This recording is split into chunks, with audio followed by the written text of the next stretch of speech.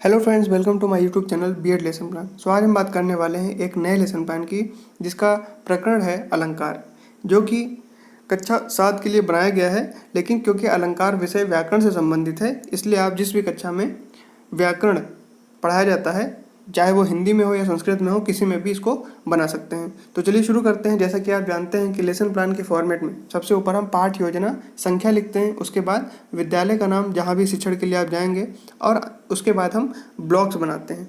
और ब्लॉक्स में हम सूचनाएं लिखते हैं, जिनमें दिनांक, कक्षा, वर्ग, विषय, उपविषय, कालांश और अवधि जैसी सूचनाएं लिखते हैं। जैसा कि आप अपनी स्क्रीन पर देख पा रहे होंगे, यहाँ पर सूचनाएं लिखी हुई हैं लेकिन ब्लॉक्स नहीं बने हुए हैं, तो आप यहाँ पर स्केल से ब्लॉक्स बना लेंगे। इसके बाद हम प्रकरण लिखते हैं, जो कि आज का हमारा है अलंकार।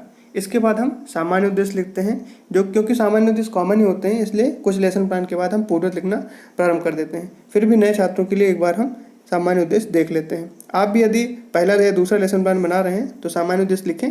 अगर 5-6 बना चुके हैं तो उसके बाद हम पूर्वत लिखना प्रारंभ कर दें। आपको बार बार सामान्य उद्देश्य लिखने की कोई आवश्यकता नहीं है। तो पहला सामान्य उद्देश्य लिखेंगे कि छात्रों में भाषा संबंधी ज्ञान की अभिवृद्धि करना तथा नवीन शैलियों से परिचित कराना। दूसरा है छात्रों के शब्द भंडार तथा सूक्ति भंडार में वृद्धि करना। तीसरा है छात्रों को विषय वस्तु का ज्ञान कराना। चौथा है उनकी मानसिक तथा बौद्धिक शक्तियों का विकास करना। पांचवा है सुनकर तथा पढ़कर अर्थ ग्रहण करने की योग्यता का विकास करना। छठा है मौखिक एवं लिखित अभिव्यक्ति की योग्यता प्रदान करना। छठा है भाषा और साहित्य में रुचि उत्पन्न करना। तो ये हो जाएंगे हमारे सामान्य उद्देश्य। अब हम बात करेंगे विशिष्ट उद्देश्यों की। ज्ञानात्मक में लिखेंगे कि छात्र अलंकार के बारे में जान सकेंगे। दूसरा है बोधात्मक, इसमें लिखेंगे कि छात्र अलंकार एवं उसके प्रकार के बारे में समझ सकेंगे। अगला है कौशलात्मक, इसमें लिखेंगे कि छात्र अलंकार एवं उसके उपयोग काव्य में कुशलतापूर्वक सीख सकेंगे। अनुप्रयोगात्मक में लिखेंगे कि छात्र अलंकार को पूर्णतः समझकर उनके प्रकारों की विशेषता जानकर उनका प्रयोग काव्य की सुंदरता बढ़ाने में कर सकेंगे। सहायक सामग्री में लिखेंगे हम अलंकार के प्रकार का वर्णन रोलर बोर्ड पर यानी कि लपेट शामपट पर, और साथ में चौक एवं डस्टर भी। शिक्षण विधि में आगमन, निगमन विधि, व्याख्यान विधि एवं प्रदर्शन विधि का हम प्रयोग करेंगे। पूर्व ज्ञान में लिखेंगे कि छात्रों में काव्य से संबंधित अलंकार के बारे में सामान्य जानकारी है। अगली हेडिंग हम प्रस्तावना की देते हैं। तो प्रस्तावना में हम 2 कॉलम बनाते हैं, प्रश्न और उत्तर के। तो जो पहला प्रश्न है उसमें लिखेंगे कि बच्चों आभूषण किन किन धातुओं से बनते हैं। तो उत्तर में लिखेंगे सोना और चांदी से। दूसरा है कि सोने और चांदी के आभूषणों का प्रयोग कौन करता है। तो उत्तर में लिखेंगे कि महिलाएं अपना सौंदर्य बढ़ाने के लिए करती हैं। तीसरा प्रश्न है कि महिलाओं की तरह काव्य भाषा की सुंदरता कौन बढ़ाता है। तो उत्तर में लिखेंगे कि काव्य की सुंदरता अलंकारों के माध्यम से बढ़ती है। और चौथा है कि अलंकार से क्या आशय है। तो उत्तर में लिखेंगे कि ये समस्यात्मक प्रश्न है, और यहीं से उद्देश्य कथन प्राप्त करेंगे कि बच्चों आज हम काव्य की सुंदरता बढ़ाने वाले आभूषण अलंकार का अध्ययन करेंगे। अब हम हेडिंग देंगे प्रस्तुतिकरण की। इसके बाद हम उसके नीचे लिखेंगे शिक्षण बिंदु, छात्राध्यापक क्रियाएं, छात्र क्रियाएं और शामपट कार्य। तो शिक्षण बिंदु के नीचे लिखेंगे अलंकार की परिभाषा एवं प्रकार। तो सब छात्राध्यापक क्रिया में एक प्रश्न करेंगे कि अलंकार किसे कहते हैं और यह कितने प्रकार के होते हैं। छात्र क्रियाओं में लिखेंगे अस्पष्ट प्रश्न, या इसकी जगह लिख सकते हैं कि छात्र उत्तर देने का प्रयास करेंगे।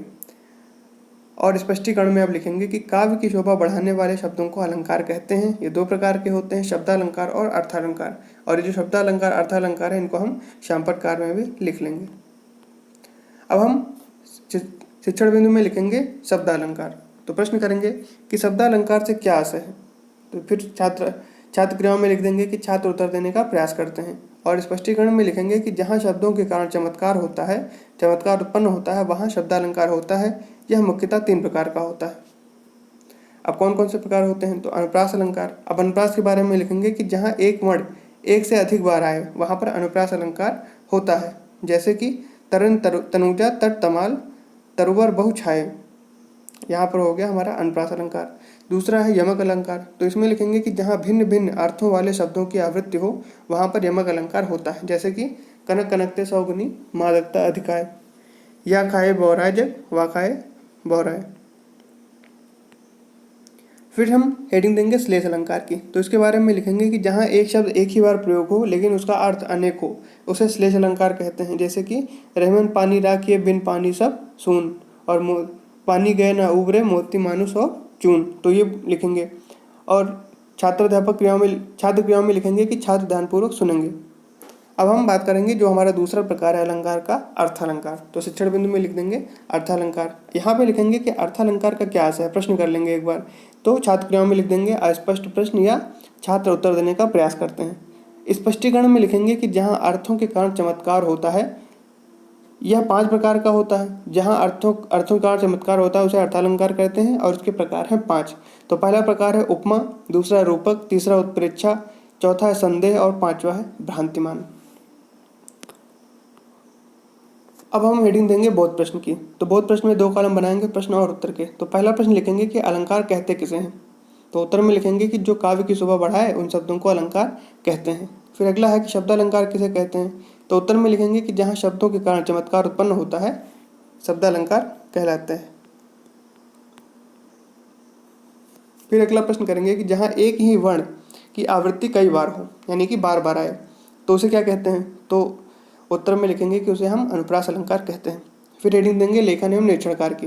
तो इसमें वही लिखेंगे कि छात्र अध्यापक द्वारा छात्रों को प्रश्नोत्तर लिखने का निर्देश देकर कक्षा का निरीक्षण किया जाएगा। अब हम अंतिम हेडिंग देंगे मूल्यांकन प्रश्न की।